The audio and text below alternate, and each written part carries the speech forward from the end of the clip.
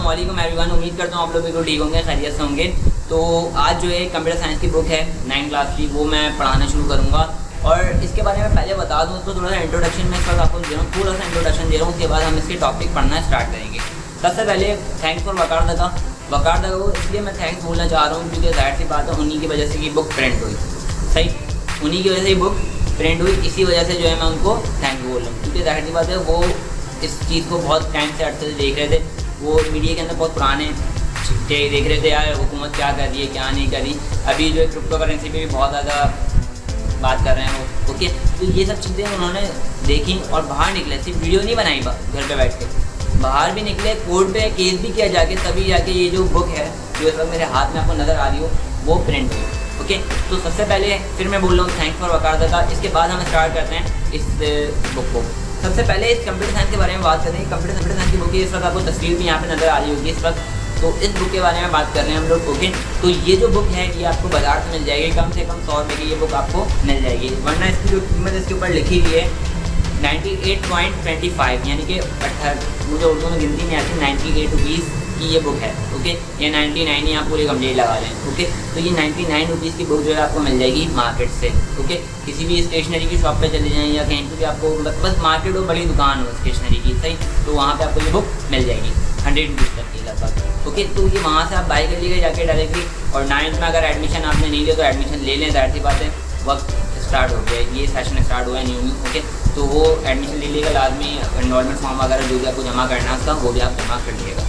ठीक, अच्छा, ये जो है आप अप्लाई कर दिएगा। और फिर मैं बता दूँ कंप्यूटर साइंस लेने का फ़ायदा क्या है। कंप्यूटर साइंस लेने का फ़ायदा ये है कि आने वाला जो वक्त है वो टेक्नोलॉजी से बेस्ड है, यानी कि टेक्नोलॉजी से ताल्लुक़ रखता है। टेक्नोलॉजी कैसे काम करती है, क्या करती है, किस तरीके से वर्क करती है, उस चीज़ को समझने के लिए हम कंप्यूटर साइंस लेते हैं। हाँ, अगर आपको कोई मेडिकल की फील्ड में जाना है तो आपको बायोलॉजी या बियोलॉजी, अगर इसके असली प्रोनाउंसिएशन मैं यहाँ पे लूँ तो बियोलॉजी आपको सिलेक्ट करनी पड़ेगी। लेकिन बियोलॉजी जो है आप सिलेक्ट करो, मैं मना नहीं कर रहा। ओके, कंप्यूटर साइंस के सिलेक्ट करो, जो आपका मन करे वो करो। जिस फील्ड को आप ज़्यादा अच्छे तरीके से समझ सकते हो, ज़्यादा पसंद करते हो, इंटरेस्ट रखते हो उसके अंदर, वो फील्ड आप लो। मैंने आपको बता दिया दोनों के फ़ायदे क्या हैं। सही, बियोलॉजी जो है मेडिकल से और जो कंप्यूटर साइंस है वो टेक्नोलॉजी बेस्ड है, यानी कि टेक्नोलॉजी पे ही बात करेंगे। सही, और आपको एक बात और बता दूँ साथ में, कंप्यूटर साइंस जो है वो हर जगह, बियोलॉजी जो हर जगह अप्लाई नहीं होती, वो सिर्फ ह्यूमन्स के अंदर और जो एनिमल्स होते हैं या माइक्रो बायोलॉजी जिसको हम बोलते हैं, ओके, जो कीड़े वगैरह होते हैं, सही, तो उनके अंदर अप्लाई होती है। लेकिन कंप्यूटर साइंस जो है हर जगह अप्लाई होती है, यहाँ तक कि बियोलॉजी के अंदर भी अप्लाई होती है कंप्यूटर साइंस। सही, तो ये एक तवील, एक बहुत लंबी फील्ड है, बहुत बड़ी फील्ड है। ओके, इसकी वर्सटाइल बहुत ज़्यादा है। ओके, यानी यूट्यूब, फेसबुक, इंस्टाग्राम इसी के ऊपर मिलके बनी है। कंप्यूटर साइंस की इसी वजह से ये फील्ड भी बनी है, यानी कि ये सब चीज़ें जो सोशल मीडिया में देखते हैं ये भी इन्हीं वजह से बनी है। सही, तो ये आपको ये वीडियो अच्छे तरीके से समझ में आ रही होगी। तो वीडियो को स्टार्ट करते हैं। So let's get started.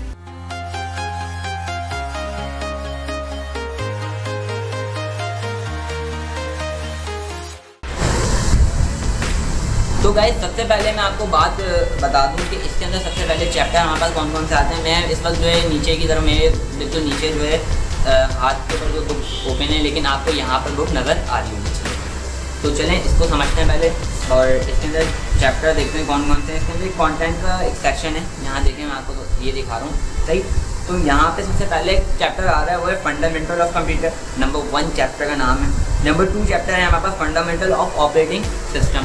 Number 3 chapter का नाम है ऑफिस ऑटोमेशन। नंबर 4 चैप्टर का नाम है data communication and computer network. Number 5 chapter का नाम है computer security and ethics. Okay, number 6 chapter का नाम है वेब डेवलपमेंट। और नंबर 7 चैप्टर का नाम है इंट्रोडक्शन टू डेटाबेस सिस्टम। इसका मतलब ये है, इसका सीधा मतलब ये है कि इसके अंदर टोटल 7 चैप्टर्स हैं हमारे पास। ओके, और सबसे पहले चैप्टर का नाम क्या है, फंडामेंटल ऑफ कंप्यूटर, इसका नाम है। ओके, तो सबसे पहले हम एक चैप्टर पढ़ने वाले हैं जिसका नाम क्या है, fundamental of computer. Fundamental of computer के बारे में बात करेंगे हम।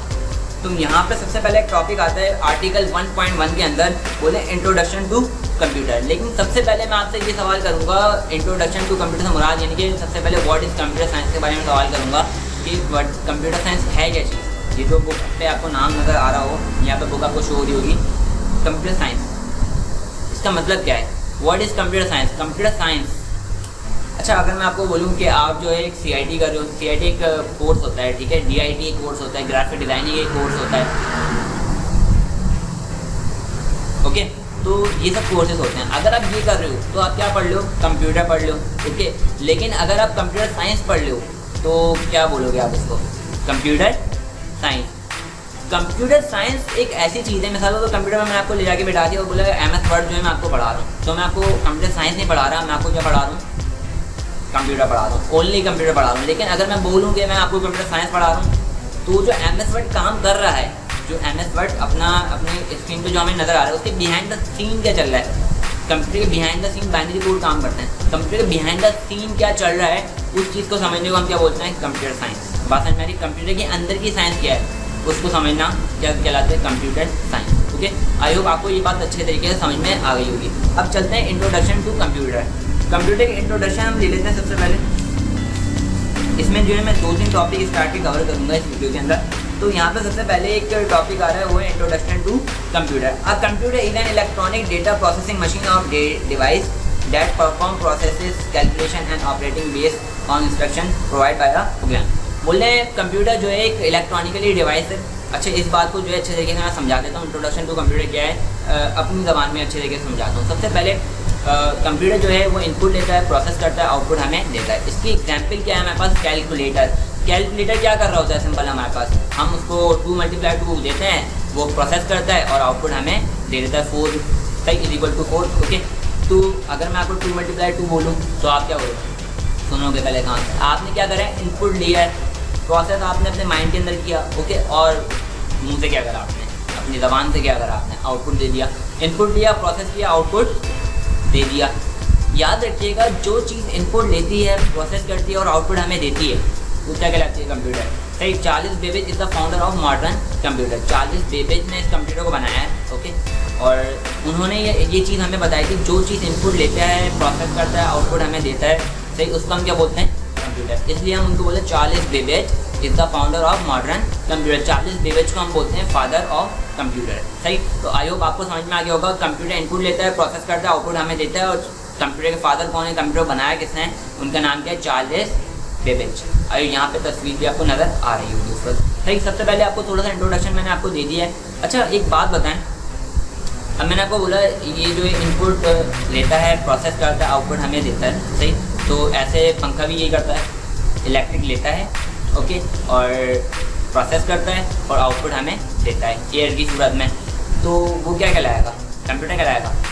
कंप्यूटर कहलाएगा क्योंकि वो इनपुट लेता है, प्रोसेस कर रहा है और आउटपुट हमें दे रहा है, लेकिन वो इलेक्ट्रॉनिक, यहाँ पे गौर करिएगा, अ computer is an electronic data processing machine. Data processing machine, okay, data को प्रोसेस करके उसको हम कंप्यूटर बोलते हैं, ओके। तो आपको समझ में आ गया होगा, जो इलेक्ट्रॉनिकली डेटा को प्रोसेस करे, सही, इलेक्ट्रॉनिकली डेटा को प्रोसेस करे, वो क्या कहलाएगा, कंप्यूटर। पंखा भी कंप्यूटर कहलाएगा, लेकिन वो इलेक्ट्रॉनिकली डेटा को प्रोसेस नहीं कर रहा, ओके। तो वो भी पंखा भी एक कंप्यूटर की तरह ही काम कर रहा है, और हमारे जो कंप्यूटर होता है नॉर्मली वो भी एक कंप्यूटर है, वो जाहिर से पहले कंप्यूटर है, ओके। उसको हम कंप्यूटर नहीं बोल सकते, लेकिन कंप्यूटर की तरह काम कर रहा है ये हम बोल सकते हैं, ओके। आई होप आपको मेरी बात अच्छी तरीके से समझ में आ गई होगी। मोबाइल, ओके, तो मोबाइल जो है उसके बारे में बात करते हैं, उसके अंदर भी कैलकुलेटर होता है, ठीक है। तो हम मोबाइल को कंप्यूटर क्यों नहीं बोलते, मोबाइल को हम कंप्यूटर क्यों नहीं बोलते, जबकि वो भी उसके अंदर भी कैलकुलेटर काम कर रहा है। मैंने अभी आपको क्या बोला, 2 × 2 = 4। ये काम हम मोबाइल के अंदर भी करते हैं, मोबाइल के अंदर भी कैलकुलेशन करते हैं। तो हम ये काम मोबाइल के अंदर क्यों नहीं करते, मोबाइल को कंप्यूटर क्यों नहीं समझ सकते। तो मेरी बात सुनिएगा ज़रा, बाहर जो रोड पे एक मोबाइल आती है, पुलिस की जो मोबाइल होती है, उसको आप क्या बोलते हो, मोबाइल बोलते हो उसको। मोबाइल का असली में मतलब ये होता है गश्त करने वाला।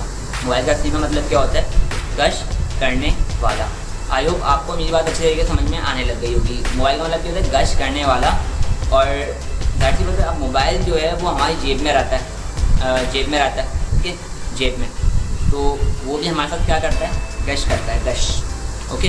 तो गश्त वो हमारे साथ कर रहा होता है, इसलिए हम उसको क्या बोलते हैं, मोबाइल। लेकिन दर हकीकत क्या है, वो कंप्यूटर है, वो भी सही, क्योंकि उसके अंदर भी कैलकुलेटर होता है, उसमें हम 2 × 2 लिखते हैं, टच करके हम लिखते हैं। टच करना क्या है, उसके लिए इनपुट है, प्रोसेस वो अपने दिमाग यानी कि अपने प्रोसेसर के अंदर प्रोसेस करता है उसको, और आउटपुट हमें स्क्रीन के ऊपर दे देता है। इसी तरीके से कंप्यूटर पे भी हम इनपुट देते हैं कीबोर्ड और माउस के जरिए, कंप्यूटर उसको प्रोसेस करता है और स्क्रीन पर हमें क्या देता है, उसका आउटपुट दे देता है। आई होप यहाँ तक आपको अच्छी तरीके से समझ में आ गया होगा। ये था इंट्रोडक्शन टू कंप्यूटर। सही। तो आई होप ये वीडियो आपको अच्छी तरीके से समझ में आई होगी। अगर कोई प्रॉब्लम हो रही है, कोई चीज़ ऐसी हो आपको जो समझ में नहीं आई हो, तो कमेंट में आप मुझे बता दीजिएगा, मैं आपको अच्छे तरीके से उसको एक्सप्लेन कर दूँगा।